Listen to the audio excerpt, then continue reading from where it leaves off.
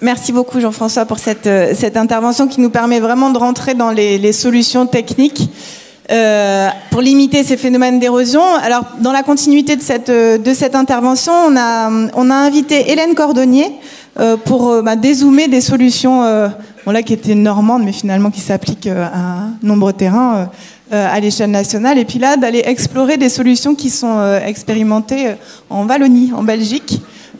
Donc Hélène Cordonnier, je vous laisse la parole pour nous expliquer un peu la manière dont vous gérez ces questions-là en Belgique. Merci. Okay, voilà. Mais bien le bonjour à tout le monde et merci pour l'invitation des voisins du Nord. Et donc voilà, mes prédécesseurs ici sur la scène vous ont présenté un petit peu l'enjeu, les différents enjeux de l'érosion, le phénomène en lui-même, les solutions qui existent, qui peuvent être mises en place sur le terrain.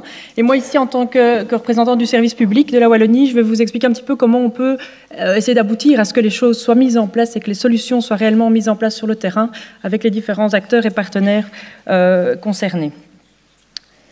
Alors, on travaille évidemment, c'est assez classique, on va avoir deux approches. On va travailler d'une part à la parcelle, vraiment à la parcelle agricole, voir quelles sont les solutions qu'on peut mettre en place.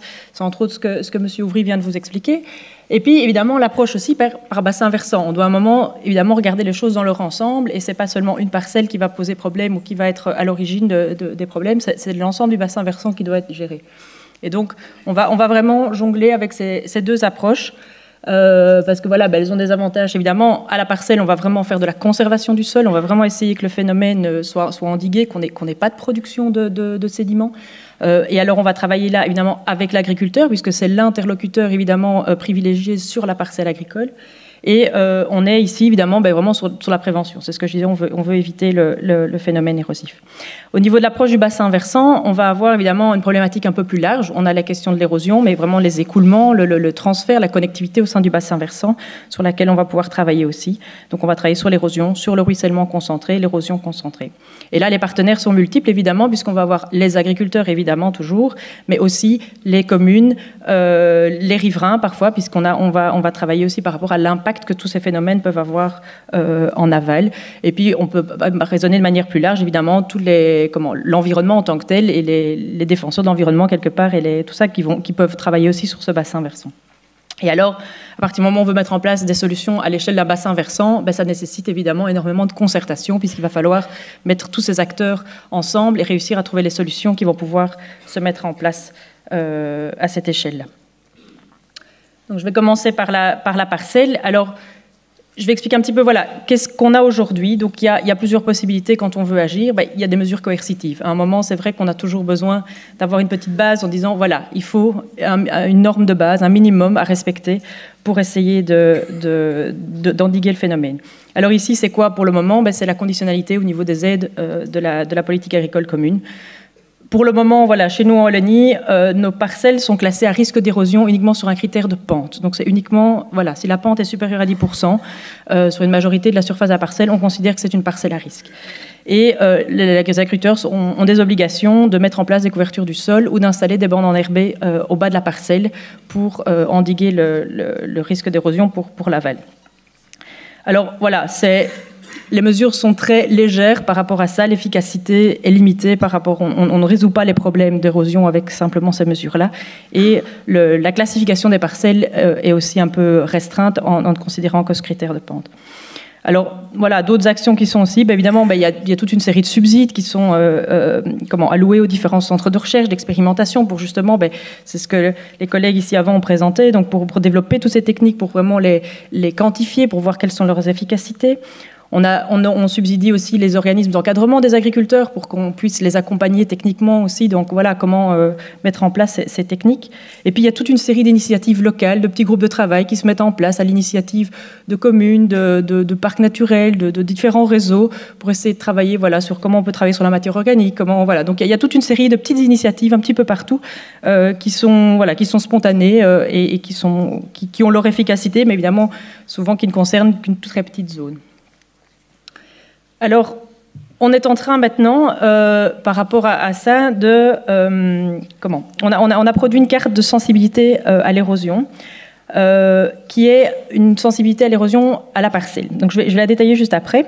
Mais la démarche ici qu'on suit, c'est vraiment d'essayer de conscientiser les agriculteurs. Donc en fait, on est en train de leur diffuser à chacun leur parcellaire agricole avec cette carte de sensibilité, donc leurs parcelles qui sont représentées avec la sensibilité de la parcelle à l'érosion, avec une donnée détaillée et une donnée plus générale. Je vais y passer tout de suite après.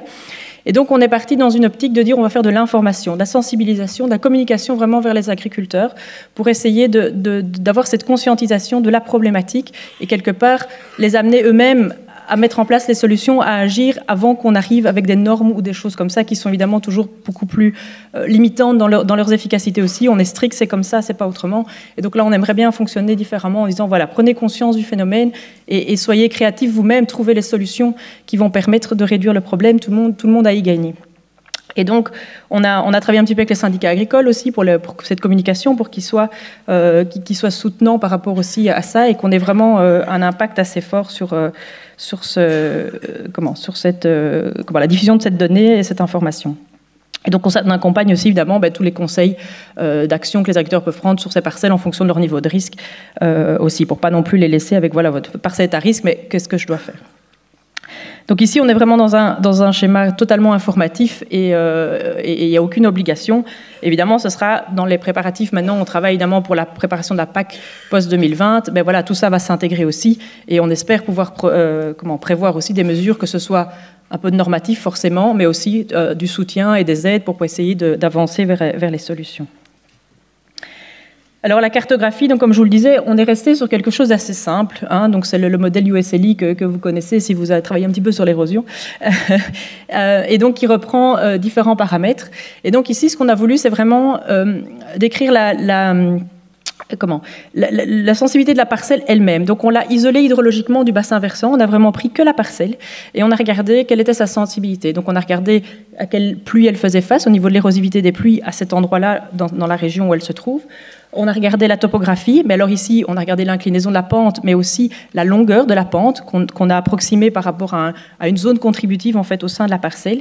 Et alors le type de sol, donc là on est surtout parti sur la texture, puisqu'on en a la chance de bénéficier d'une carte très précise en Wallonie sur les sols. Et donc, avec ces trois facteurs, on a une sensibilité de l'érosion à la parcelle, et qui est vraiment ce que la parcelle elle-même peut produire comme érosion. Et puis les autres facteurs, alors ça, ce sera les facteurs sur lesquels on peut jouer, les aménagements anti-érosifs, les couverts de sol, etc. Et donc voilà, les agriculteurs reçoivent ce genre de carte.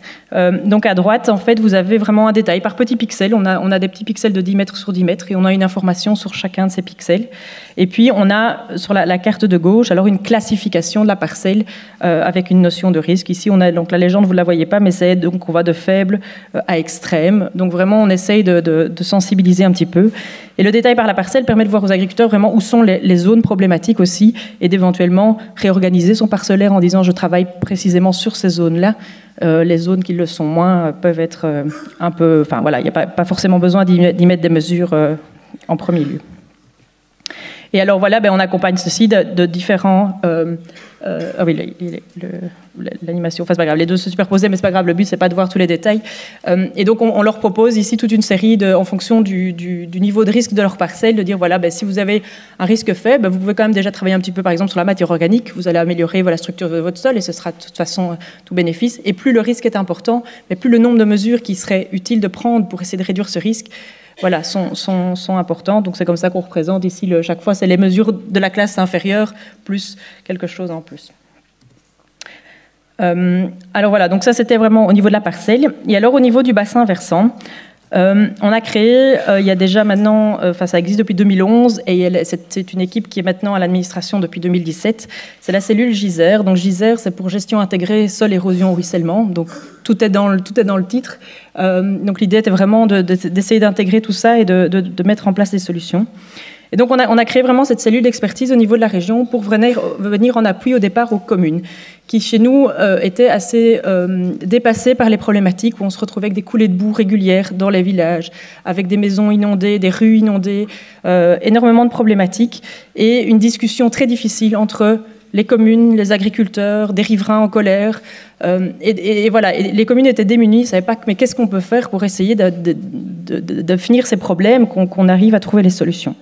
Et donc la cellule est vraiment là pour essayer d'accompagner ces communes dans la mise en œuvre des solutions avec les différents partenaires.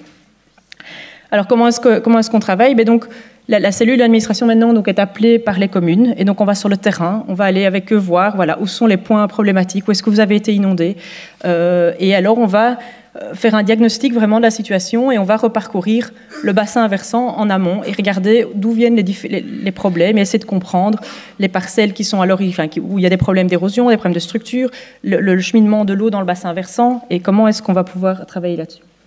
Donc c'est tout ça. Et donc en fait, une fois qu'on a fait tout ce diagnostic, on réfléchit évidemment aux solutions qui pourraient être les plus à même, qu'on peut pouvoir installer pour essayer de résoudre les problèmes. Et donc on fournit tout un rapport détaillé à la commune. Et puis alors, on est évidemment à disposition avec eux pour toute cette phase de concertation en place après. Et c'est vraiment la phase la plus importante parce que c'est celle-là qui va permettre qu'on arrive à la mise en œuvre de certaines choses. Et donc, nous, on fait toute une série de recommandations, mais voilà, parfois, on n'a pas toutes les réalités de terrain en main, et donc, c'est important qu'on puisse discuter avec les agriculteurs, avec les riverains, avec la commune elle-même, en disant, voilà, ici, on pourrait modifier l'assolement pour essayer d'alterner les cultures, pour essayer d'avoir moins de problèmes avec les cultures les plus à risque. On pourrait ici recréer un fossé, mais un fossé on va y mettre des redans pour freiner les eaux, parce que sinon, on a des problèmes. Et donc, on va vraiment discuter comme ça avec ces différents interlocuteurs jusqu'à essayer d'aboutir à des solutions qui vont être acceptées par tous et qui pourront se mettre en place. Et puis alors on peut évidemment, nos collègues ont une certaine expertise technique aussi, donc peuvent accompagner même pour essayer d'expliquer quand on veut mettre en place une fascine, comment on s'y prend, quels sont les matériaux à utiliser, quelles dimensions, etc. On peut apporter aussi un suivi plus technique. Et donc, juste pour votre information sur la Wallonie, donc on a 262 communes chez nous. On a depuis 2011, on a travaillé avec 138 communes, essentiellement dans la zone limoneuse, qui est la zone la plus concernée par l'érosion et qui est aussi la plus densément peuplée, et donc où forcément les effets des coulées boueuses se retrouvent plus marqués au niveau des villages et des habitants. Et donc ça représente 850 bassins versants qui ont été étudiés, donc 32 000 hectares. Alors donc quand on dit on travaille par bassin versant, ça rejoint un petit peu ce qui a été présenté avant. Donc on va travailler sur ces différentes zones, et donc la zone source vraiment au niveau du parcellaire, vraiment de dire ici on doit essayer d'infiltrer l'eau, on doit essayer de protéger le sol de l'érosion, et donc on va vraiment travailler avec les mesures sur les rotations, sur le travail du sol, sur la couverture du sol, etc. Et puis dans les zones de transfert, on va essayer évidemment de ralentir les eaux. Ce sont les chenaux enherbés dont M. Ouvry parlait juste à la fin de sa présentation. Évidemment ici pour éviter l'érosion sur le passage de l'eau, pour la freiner, vraiment encore pour travailler à ce niveau-là. Et puis sur les zones de dépôt, donc là on est vraiment en général dans les villages, malheureusement c'est là que la terre va se déposer ou dans les cours d'eau. Et donc là on va essayer de gérer les choses aussi pour qu'on n'ait pas de dégâts. Et donc, on a vraiment ce diagnostic qu'on fait quand on a un problème. Donc, on remonte du problème, on remonte dans le bassin versant pour identifier vraiment l'ensemble. Et puis, dans les solutions, par contre, on va travailler dans l'autre sens. On va travailler de l'amont vers l'aval et essayer d'abord de travailler au-dessus pour que les solutions qu'on devra mettre en bas soient les plus légères possibles, puisqu'on aura travaillé d'abord en amont. Et par rapport juste pour l'information, c'est un peu en marge ici, au niveau des zones de dépôt, le travail qu'on fait avec les communes aussi, c'est qu'on remet des avis sur les permis d'urbanisme quand on est avec des axes de ruissellement concentrés comme ça dans les bassins versants. Et donc on essaye de donner des consignes aussi pour éviter qu'on aille construire aussi à des endroits qui sont sujets systématiquement à des inondations. Comme ça on évite déjà en amont les problèmes. Voilà, nos propositions, je ne vais pas y revenir, je crois que c'est le panel qui vous a déjà été présenté, le travail du sol, les rotations, les couvertures de sol, la trame hydraulique, les haies, etc., qu'on peut installer pour freiner les eaux, pour recréer ce bocage qu'on voyait tout à l'heure sur les photos. Après, on doit pouvoir conduire le ruissellement aussi par moment, le mettre là où on souhaite qu'il passe pour éviter qu'il provoque des inondations, temporiser les flux pour éviter les crues dans les cours d'eau, etc. Donc on a vraiment cet ensemble de mesures qui sont coordonnées les unes par rapport aux autres et qui se développent tout le long du bassin versant.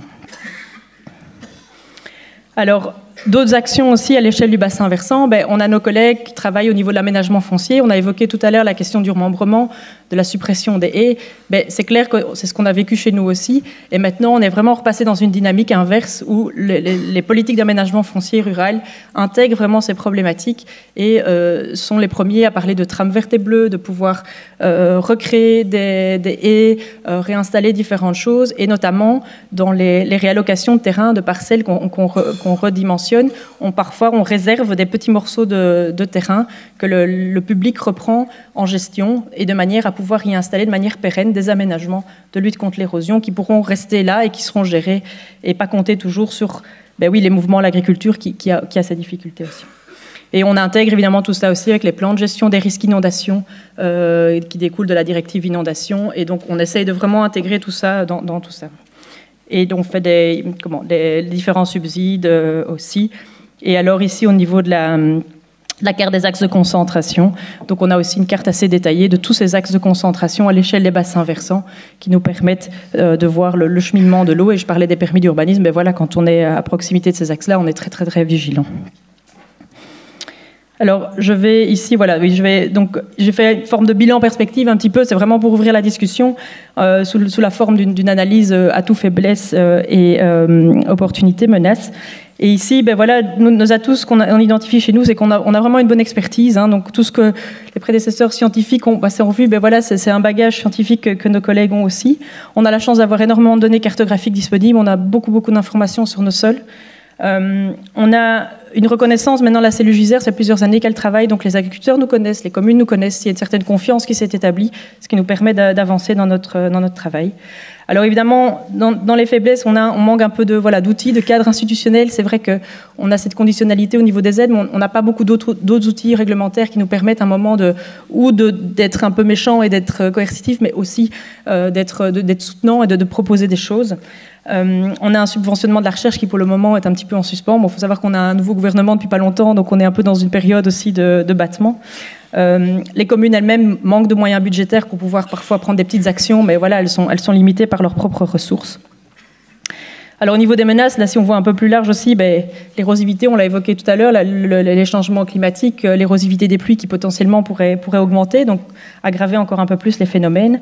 On a le milieu agricole qui est quand même en difficulté économique, et donc c'est vrai que venir avec des nouvelles contraintes, c'est pas toujours évident non plus, c'est pas forcément facile à accepter. On est dans une période d'incertitude, on a des transitions là entre les politiques agricoles, donc à voir un petit peu comment tout ça va se mettre en place. Et puis ici, je crois que c'est important aussi, on a chez nous, en tout cas c'est très marqué, je pense que dans tout le nord-ouest de la France, ça se voit aussi. On a une pression de l'industrie qui veut agrandir les parcelles agricoles, qui veut pouvoir produire énormément des grandes surfaces.